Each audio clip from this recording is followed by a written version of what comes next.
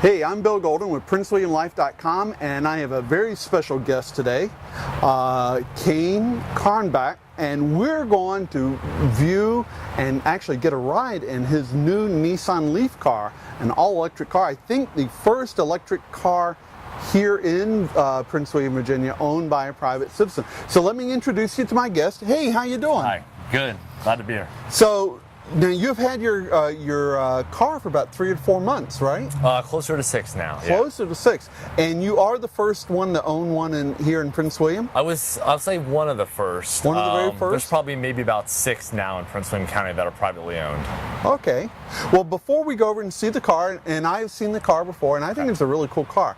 One of the things I want to do is video how quiet it is. Yes. Because it's silent running. So now what caused you to even think about buying an electric car? And because people just don't wake up and go, I think I'm going to go electric today. Yes, yeah. Well, it was a combination of things. I mean, my wife and I are, by nature, we're people that want to conserve. So we had a Nissan truck. We're spending a lot of money in gas, and there was environmental considerations. There was budget considerations, not buying gas anymore, especially with gas being above $4 a gallon. And there was also really something new, it's something different to do. So it was a long process of all of those things which led us to it. But you're right, we didn't wake up one morning and say. So now you had a Nissan truck before. Mm-hmm.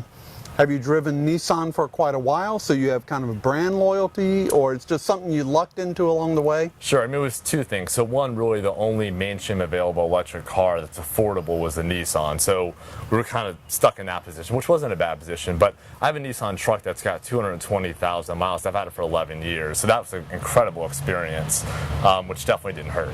Okay. Well, now speaking of hurt, so we talked about $4 a gallon of gas. And yep. That hurts. Right. What are your costs to operate the Nissan now? The Nissan Leaf, right? Yeah. So, I mean, it's very minimal. I mean, if you look at anyone that makes a car purchase, you're looking at the total cost of ownership. That's almost zero because you have no maintenance, you've got no fluids, no transmission. A lot of the long-term costs are removed with the traditional internal combustion engine. On top of that, it's about $30 a month for electricity for me to power the car. And you take it at home at night and you plug it in, right? I take it at home at night, and that compares to about $400 to $450 a month for the purchasing gas equivalent to that. So yeah, I'm in that boat myself, especially since I have a college student in the house, and if I'm not driving the car, he's driving the car, and I have a soccer team, and if I'm not, oh my goodness, it adds up. Well, let's go over and see the car, and one of the things I like to do is see the engine. Definitely. Because that's one of the more unique aspects too. So let's go see the Nissan. Yeah, it's a really nice looking car, and I like how they put the blue Nissan badge on the front. Yes. I mean, it's not like silver or chrome. It's a little different. Yeah, let me actually close this one and open this one first here, because this is the hood. And you make a good point. A lot of people look at the car and they really like it. When I looked at the car, and I still do, I thought it was incredibly ugly. But just because the technology was so amazing, it kind of drove me to it. So here you're looking at the engine compartment, and it looks a little bit similar to an internal combustion engine. But one of the interesting things is when this car was originally brought out in 2010, people got very nervous when they looked underneath the hood and didn't see anything familiar. So they put a fake valve cover here on the top to make people feel a little bit comfortable. So the engine is camouflaged to look like a real engine. It is to make people feel comfortable, but actually what the pieces you're seeing are your inverter and your electric motor, an 80 kilowatt motor underneath. So there's no pistons, there's none of those things that you would associate with, or you would see in an internal combustion engine. It just sort of looks a little bit similar. And there's no radiator, right? That's correct. Yeah, you have, so the battery, the large battery which drives the car still has a temperature, but that's handled by just really air running through that, not so much a radiator of sorts. You have virtually no fluids to the car with the exception of brake fluid and windshield wiper fluid. Okay, so thank you for showing me what the engine looks like, and it's really neat. How about we go for a ride in the car and we can see what that's like? Sounds great. Hey, let's go. All right. So here we are. We're on the inside now, and we're going to get ready for a ride. But one of the neat things is I want you to hear the startup, but why don't you tell us a little bit? It looks like a normal car. Yeah. I mean, it's really interesting. People say all the time, it's not a golf cart or something that's not closed. It's got 5 seats, has all the things you would expect. So it's got navigation, satellite. You can see MP3, heated seats. So it looks just like a regular car, if you will. And the folks who are taking the video, they're in the back, and they're both good-sized guys, and there's plenty of room back there for them. Yeah, I'm 6'2". I've got plenty of headroom. I have a friend who's 6'5" who fits in here, so you can see it's it's well laid out, and it's a very roomy car. But let's listen to it start. I think that's cool. Sure.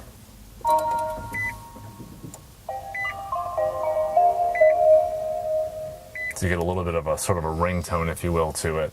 But I mean, who else has a car that comes with a ringtone? Not many people, and you can even download outside noises to it. In addition to that, and, the great thing about it is it's ready to go, but it's just like your TV. There's no vibration. There's no. So is the engine actually running right now?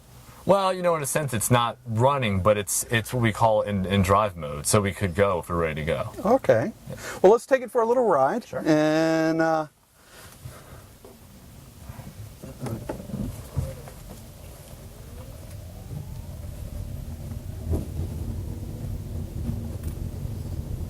So we're out here with the other cars, and you obviously can keep up with the traffic.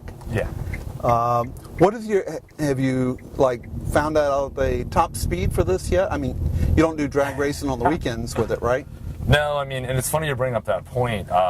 Electric cars are well suited for drag racing because they have all their torque on demand. So the 0 to 40 is actually very quick because you have all that torque, unlike an internal combustion engine, which has to spin or get revolutions per minute. So in a heavy traffic situation, people should feel safe with this car. Very safe, you have no issues with pickup. Oh, absolutely not. No, none at all with it. It has a top speed of 96 miles an hour, so it's plenty highway worthy, if you will. Okay, now if you hit 96 miles per hour, are you like your battery's done in 10 minutes, or? I mean, not in 10 minutes, but of course, the faster you're going, the more wind resistance it has to push through. Right. So it's draining the battery quicker than it would if we were kind of running around town. So it has a sweet spot, similar to internal combustion engine, which is the more traffic you're in, the less efficient it is. So this is sort of the opposite. Now, and you have an intelligent dashboard there. It gives you an estimated time that you have remaining in the battery, doesn't it? That's right. You have sort of 2 indicators. So the first on the end there is almost like what a cell phone would look like. It's giving you bars to show you how much battery power is left. And then it's trying to pin a number to that too, to tell you you can drive 72 more miles based on how much range you have. But the number is really an estimation, so you can't get married to that number. Right.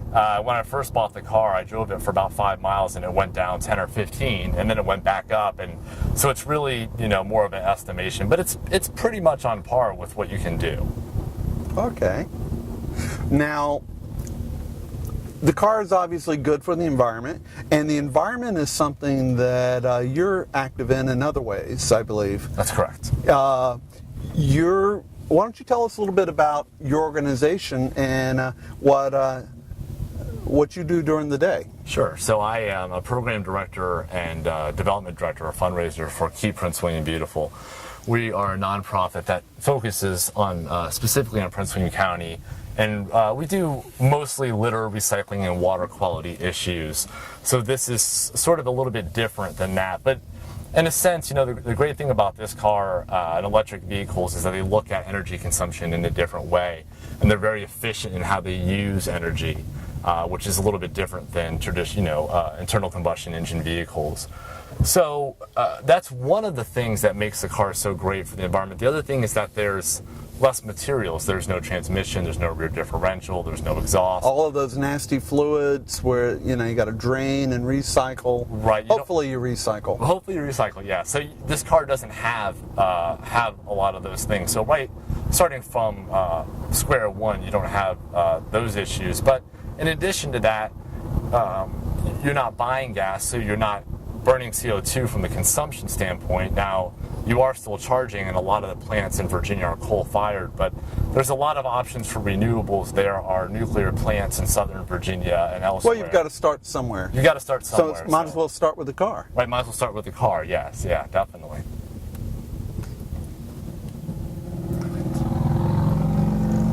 So you say now that there are perhaps 6 other of these that you know of in the local area? About 6, yeah. Yep. Okay. Does obviously Nissan would like to see this car be successful? Yes. On many different levels. Did you buy this from a local dealership or a regional dealership? Sure. Well, we bought it in Manassas, but when we purchased the car, they weren't yet producing them in the United States, and this was right after the tsunami. So we wound up ordering it sight unseen. We never sat in it, never drove it, bought the car, had it shipped from Japan, and then, fell in love with it. But now you can go to the dealer and see them. So that shift in production has happened already. So in 2012, they're building in Tennessee with battery production, I believe, in Detroit. Okay.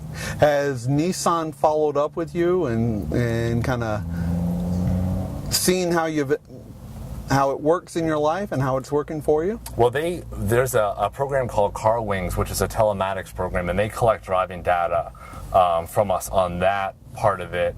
As far as the other pieces, and you'll see it's not more than peppy. It's more than fast enough to get you out in traffic. So they're collecting data that way based on our driving usage. But in addition to that, they do provide me with a lot of surveys, asking how I feel about the car and how much money you make in the demographic. Okay. So when we park, maybe we could find a kind of an open space so the guys could go around it with a camera. Sounds good. Sounds perfect. Well, it definitely is a nice car. I know over the next year or two, I'm going to be looking for something around town. I plan to keep my big gas-guzzling minivan, but that's because I'm going to be a soccer coach for quite a while. But I've been thinking about something different and something smaller, and this is a very nice introduction. I really like this car. Yeah. And I think most of the people who, if they got a chance to ride in it and actually see it, it is different looking. Yes, yeah. But I think it's different looking in a nice and interesting way. In a good way. And I think, the technology that it has makes you not focus so much on that when you see the type of technology that you own. In addition to it, people that are looking 1 or 2 years out are in prime position because a lot of research and development is happening now. And I can tell you the Nissan that's coming out in 2014 is going to almost embarrass this car technology-wise. So, which is great for people that are 2 years out. Right. Everything is going to be so much better in 2 years. But this car already is a wonderful car, as it is. And do you have kids and you take it shopping and everything else? I know the back, I saw when you lifted the hatch, it's got quite a bit of room back there too. You can drop the seats, correct? Drop the seats. It's a 60-40 split seat. It even has enough room for a golf bag in there as well. It's one of the things Nissan made sure they did.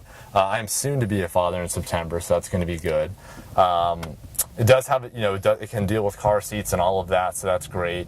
I drive it about 60 miles a day, and never have a problem with it. Come back home with range, so it's very capable. I do grocery shopping and the like with it, but plenty capable for around the town. And I've been to DC with it. I've been to points in Fauquier, the Plains, and other areas that are local. So it's not just Gainesville to Haymarket type of car. What's your charging time to get a full charge?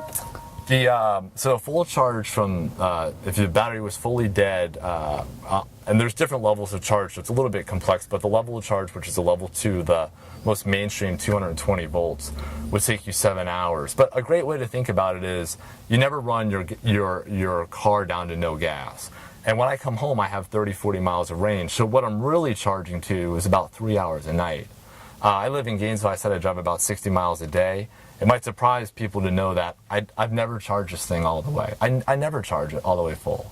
And I never have those. So a lot of people talk about the range anxiety, but I don't even charge it all the way and still never have any issues with it. So you don't worry about having a bike in the back just in case? I'm not, yeah, not once have I ever been concerned about it. Right. Yeah. Well, that's good to hear.